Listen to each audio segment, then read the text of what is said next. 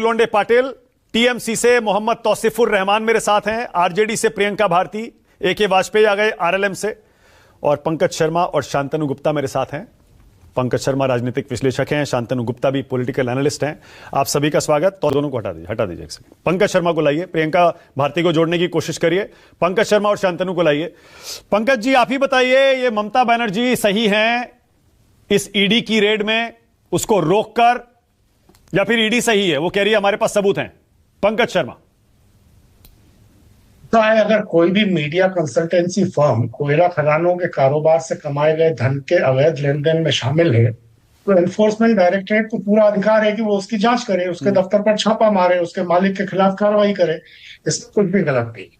लेकिन अगर ईडी ये सब किसी और मंशा से कर रही है, तो जिस राजनीतिक दल ने मीडिया एजेंसी को अपना चुनाव संबंधी काम सौंपा है, उसमें पूरा हक है कि वो एजेंसी के दफ्तर में रखे, अपने दस्तावेज की सुरक्षा करे, और अगर कोई भी चुनाव संबंधी रिपोर्ट्स को, तय किए जाने वाले भावी उम्मीदवारों की सूची को हथियाने की कोशिश कर रहा है, तो उसके खिलाफ पुलिस से शिकायत करे। तो बंगाल में ये जो बवाल मचा है, और आप पूछ रहे हैं कि कौन इसमें दोषी है, इसका फैसला तो अदालत ही कर सकती है। मगर असली सवाल ये है कि आखिर ईडी की साख इतनी गई बीती क्यों हो गई है कि जब भी विपक्ष से ताल्लुक रखने वाले किसी भी व्यक्ति पर या कंपनी पर वो कोई कार्रवाई करती है, तो आमतौर पर यह धारणा बन जाती है कि यह सब बेजा दबाव डालने के लिए किया जा रहा है।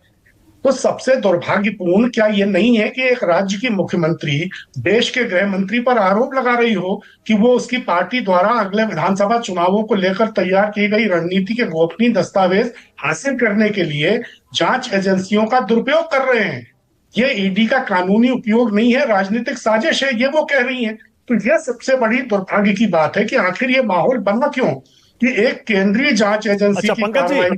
पंकज जी एक सेकंड, मैं ये सोच रहा हूं, आपने बिल्कुल सही कहा कि ये, और मैंने पूछा भी के शर्मा से कि सारे भ्रष्टाचार के आरोप या केस विपक्ष के नेताओं पर क्यों होते हैं, नंबर एक, और दूसरा, आप उनको अपनी पार्टी में क्यों ले लेते हैं और उसके बाद वो ठंडे बस्ते में क्यों चला जाता है? मैंने पूछा ही बात।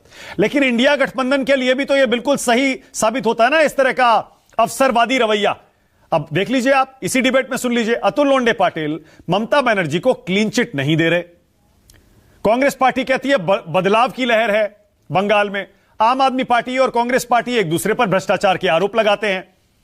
आप समझ रहे हैं मैं क्या कह रहा हूं? इंडिया गठबंधन में भी एक दूसरे पर भ्रष्टाचार के आरोप लगाए जाते हैं, यानी सिर्फ ये पॉलिटिकल कन्वीनियंस रह गया है। ये विपक्ष को भी अपनी जो है भूमिका थोड़ी जिम्मेदारी से उसका निर्वाह करना चाहिए। देखिए, बात यह है कि इससे पहले ईडी जो है वो 68 साल से काम कर रही है, 68 साल से, और prevention of money laundering act भी सन 2000 में बन गया था, और उस कानून के तहत कार्रवाई करने का अधिकार भी ईडी को 2005 में दे दिया गया था।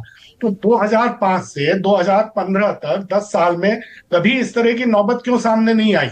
और अब पिछले 11 साल से ऐसा क्यों हो रहा है कि ईडी की कार्रवाइयों का निशाना खाली वो लोग हैं जो भारतीय जनता पार्टी के साथ नहीं है? 2014 से 2025 तक ईडी ने 121 नामी गिरामी राजनीतिक नेताओं की जांच की है। उनमें से 115 विपक्षी राजनीतिक दलों के हैं, यानी करीब 95%। 11 साल में जिन 193 सांसदों, विधायकों, विधान परिषद सदस्यों को जांच के दायरे में ईडी ने लिया है, उनमें से ज्यादातर विपक्ष के हैं। इनमें से सिर्फ 2 राजनीतिकों को ईडी अब तक सजा दिला पाई है। ये उसका कन्विक्शन रेट है। शांतनु गुप्ता, तो ये सब चीजें भी तो है। हाँ।